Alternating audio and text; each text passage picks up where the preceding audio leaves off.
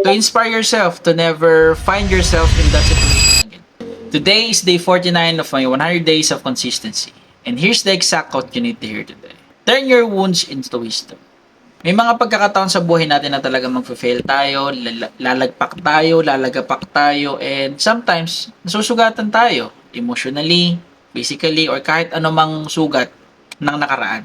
Minsan, mahirap silang kalimutan kasi it's deep within our hearts, lalo na yung emotional wound, yung mga trauma natin, yung mga overthinking natin, yung mga foundation ng duda natin sa mundo, sa buhay, sa mga tao, sa mga pagkakataon. Pero one thing for sure, if you'll always take it as a negative thing towards yourself, mahihirapan kang mag-move on, mahihirapan kang mag-move forward. What you can do is to just inspire yourself na, yes, nagkamali ako before, nasugatan ako before, and still, nandito pa yung sakit sa dibdib ko, nandito pa rin yung hinanakit ko sa pagkakataon na yun. But you can always use that moment of your life to inspire yourself to never find yourself in that situation again. Na wag mo nang ulitin yung mga pagkakamaling nagawa mo before na nag-cause ng sitwasyon na yon. Kada nagkakamali tayo at pinipilit nating maging better at mag-overcome natin yung pagkakamali na yun, mas nagiging matalino tayo, mas nagiging wiser, mas nalalaman natin na may mga bagay talagang hindi pwedeng gawin.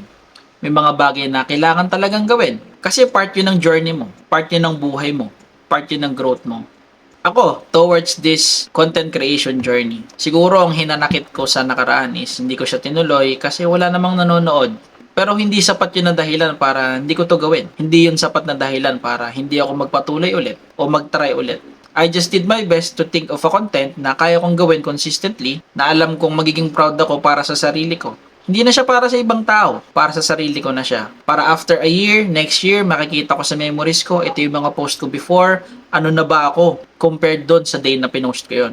Ano na ba ako a year after nung growth rate na pinagdaanan ko? Naging better ba ako? Or naging much worse? Pero I know for sure, I'm hopeful for the future na next year mas okay ako, mas better ako, mas magaling ako, and mas wiser ako. Kasi yung mga setbacks na kinakaharap ko ngayon, ginagawa ko na siya ng paraan. Mas pinipili kong hanapin yung tamang move para ma-overcome ko yung setbacks ko. Kaysa naman malungkot ako at magmukmuk lang sa isang sulok at di ko nagawa ng paraan. Sukuan ko na lang yung mga ganong problema.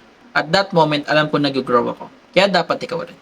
Huwag kang magsasawang mag-try, huwag kang magsasawang tumayo ulit kapag nadadapa ka. Kung nasugatan ka man, gawin mo yung marka sa buhay mo na hindi ka na ulit gagawa ng anumang bagay na magdudulot ng ganong sitwasyon.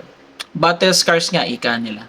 Yun yung titingnan mo kapag down ka na, okay, nalagpasan ko tong pagkakataon na to noon. Easy na lang to sa akin ngayon. Kailangan ko lang mag-isip, kailangan ko lang galingan, at kailangan ko lang kilusan. That's all for today. See you again tomorrow.